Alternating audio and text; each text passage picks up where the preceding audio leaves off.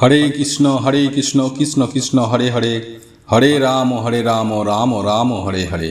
নমস্কার বন্ধুরা, সুখের চাবি চ্যানেলে আপনাদের সকলকে জানাই স্বাগত। আমি আশা করি আপনারা সকলে ভগবান বা ঈশ্বরের কৃপায় ভালোই আছেন, সুস্থ আছেন। বন্ধুরা, আপনারা যদি লাইভে কিছু শিখতে চান বা জানতে চান তাহলে চ্যানেলটি সাবস্ক্রাইব অবশ্যই করুন। বন্ধুরা, আজ আমি আপনাদের এমন একটি ফুলের কথা জানিয়ে দেব, যেই ফুলটি এই মাঘ মাসের শেষ শনিবার ও ভৌমি একাদশীর মহাযোগে ভগবান বিষ্ণু ও মাতা লক্ষ্মীর চরণে যদি নিবেদন করতে পারেন তাহলে আপনার জীবনে আর্থিক সমৃদ্ধি বৃদ্ধি পাবে ও আপনি অখণ্ড সৌভাগ্যের অধিকারী হবেন।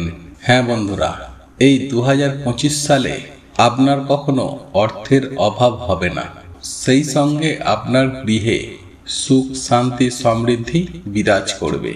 বন্ধুরা, বছরের অন্যতম ও পবিত্র একাদশী হল এই ভৌমি ও জয়া একাদশী।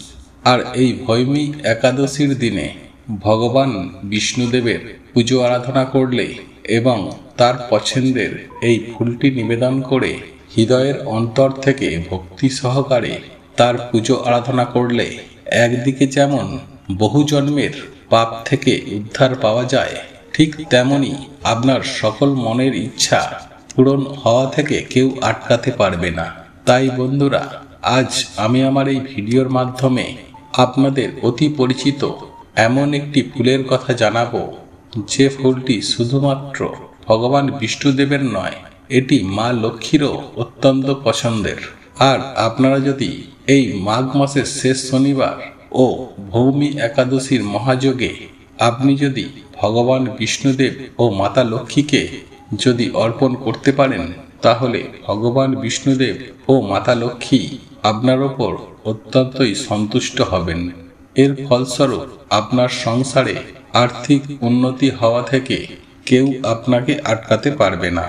এক কথায় আপনারা বলতে পারেন যে আপনারা রাতারাতি ধনী হয়ে উঠবেন। বন্ধুরা, এই ভৌমি একাদশী তিথি পালন করা হচ্ছে আগামী 8ই ফেব্রুয়ারি 2025 শনিবার এবং বাংলার 25শে মাঘ 1431। বন্ধুরা, শাস্ত্রের বিধি ও বিধান অনুযায়ী এই একাদশী তিথি পালন করা হবে বাংলাদেশের সময় অনুযায়ী সকাল 6:33 থেকে 10:19 পর্যন্ত এবং ভারতীয় সময় অনুসারে সকাল 6:10 থেকে সকাল 9:57 পর্যন্ত। বন্ধুরা, আপনারা নিশ্চয়ই বুঝতে পারলেন এই ভৌমি বা জয়া একাদশী তিথির সঠিক ও পূর্ণাঙ্গ সময়সূচি সম্পর্কে। কিন্তু বন্ধুরা, এইবার আমি আপনাদের জানিয়ে দেব, আপনি যদি এই একাদশীর পবিত্র মুহূর্তে ভগবান বিষ্ণুদেব এবং মাতা লক্ষ্মীকে বিশেষ এই ফুলটি নিবেদন করতে পারেন, তাহলে আপনার সমস্ত মনোবাঞ্ছা 3 দিনের মধ্যেই পূরণ হয়ে যাবে।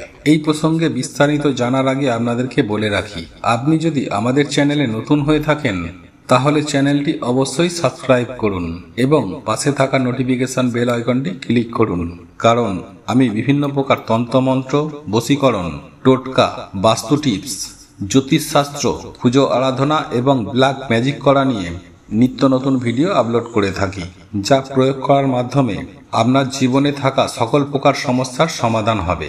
চলুন এবার মূল আলোচনায় প্রবেশ করা যাক। তবে মূল আলোচনায় প্রবেশ করার আগে আপনারা যদি ভগবান বিষ্ণুদেব ও মা লক্ষ্মীর আশীর্বাদ ও কৃপা পেতে চান, তাহলে জয় বিষ্ণুদেবের জয়, জয় মা লক্ষ্মীর জয় লিখে কমেন্ট অবশ্যই করবেন। বন্ধুরা, আপনারা যদি এই ভৌমি বা জয়া একাদশী তিথি পালন করে থাকেন, তাহলে অতি অবশ্যই সবার আগে চেষ্টা করবেন পঞ্চ রবি শস্য পরিহার করে এই ভৌমি ও জয়া একাদশী তিথিটি পালন করার। এর ফলে ভগবান বিষ্ণুদেব ও মা লক্ষ্মী আপনার প্রতি অত্যন্ত সন্তুষ্ট হবেন এবং আপনার সমস্ত পাপ স্বয়ং বিষ্ণুদেব হরণ করে নেবেন। আর আপনি যদি একান্তই এই ভৌমি ও জয়া একাদশী তিথিটি পালন করতে সক্ষম না হন, তাহলে অন্ততপক্ষে বছরের প্রত্যেকটি একাদশী তিথির দিনে আমিষ খাবার খাবেন না।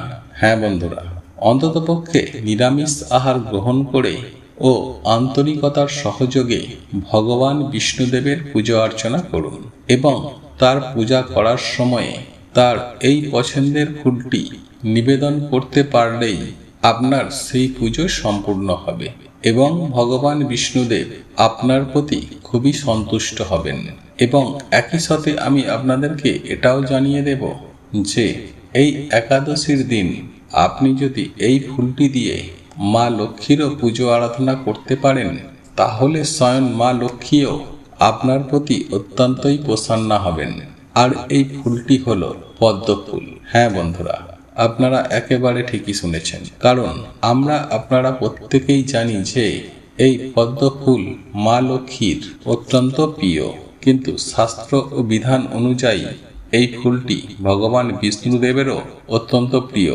তাই এই একাদশীর দিন কোনো ভক্ত যদি নিষ্ঠা ও আন্তরিকতার ভক্তি সহকারে একটি মাত্র পদ্ম ফুল মাকে নিবেদন করতে পারেন, সঙ্গে ভগবান বিষ্ণুদেবের পুজো আরাধনা করতে পারেন, তাহলে তার জীবনে থাকা সমস্ত প্রকার সমস্যা এক নিমেষেই তার সমাধান হয়ে যায়।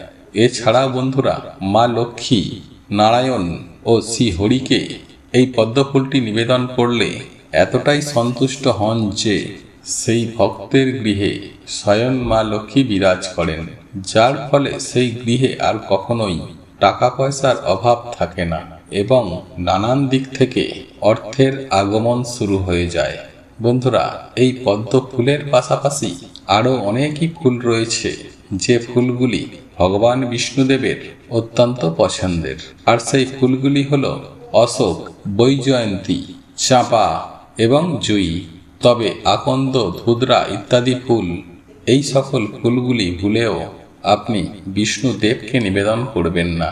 বন্ধুরা, আমি তো আপনাদেরকে ভগবান বিষ্ণুদেবের পছন্দের ফুলের কথা জানিয়ে দিলাম, ঠিক এরই পাশাপাশি আরও একটি বিষয় জানিয়ে দেব। হ্যাঁ বন্ধুরা, আমি আমার আজকের এই ভিডিওর মাধ্যমে এমন একটি পাতার কথা জানিয়ে দেব যে পাতাটি ছাড়া ভগবান বিষ্ণুদেবের পুজো আরাধনা করা একেবারেই সম্পূর্ণ হবে না।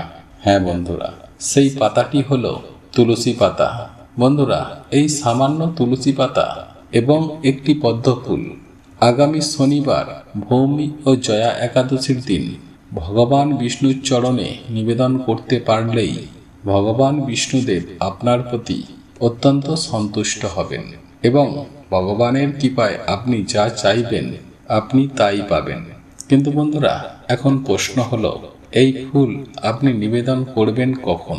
বন্ধুরা, এই পদ্ম ফুল আপনারা নিবেদন করবেন আগামী শনিবার একাদশীর দিন সন্ধ্যার পর। হ্যাঁ বন্ধুরা, আপনারা সন্ধ্যাবেলায় যেভাবে বাড়িতে সন্ধ্যা দেখান ঠিক সেইভাবেই সন্ধ্যা দেবেন। আপনারা বাড়িতে যেভাবে নিত্য পুজো আর্চনা করেন ঠিক সেইভাবেই বাড়িতে নিত্য পুজো অর্চনা করবেন। সঙ্গে মা লক্ষ্মীর পাঁচালী অবশ্যই পাঠ করবেন। আর আপনাদের পক্ষে যদি মা লক্ষ্মীর পাঁচালী পাঠ করা সম্ভব না হয় তাহলে অন্ততপক্ষে শ্রবণ অবশ্যই করবেন এবং সেই সঙ্গে আপনারা ভগবান বিষ্ণুদেবের এবং মা লক্ষ্মীর পুজো অতি অবশ্যই করবেন। সেই সঙ্গে ভগবান বিষ্ণুদেবের চরণে তুলসী পাতা অবশ্যই নিবেদন করবেন।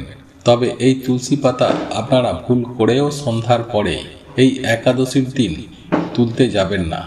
আপনারা এই তুলসী পাতা আগে থেকেই সংগ্রহ করে রাখবেন, কারণ এই তুলসী পাতা কখনোই বাসি হয় না। বন্ধুরা, আপনারা যদি এই উপায় বা ক্রিয়াটি করতে চান তাহলে আপনারা আগে থেকেই তুলসী পাতা তুলে রাখবেন। না হলে আপনারা লক্ষ্য করবেন এই তুলসী পাতা তুলসী গাছের গোড়ায় কিছু পড়ে থাকে। আপনারা দরকার হলে সেই তুলসী পাতাও ব্যবহার করতে পারেন, কিন্তু এই দিন সন্ধ্যার পরে তুলসী গাছে হাত দেবেন না।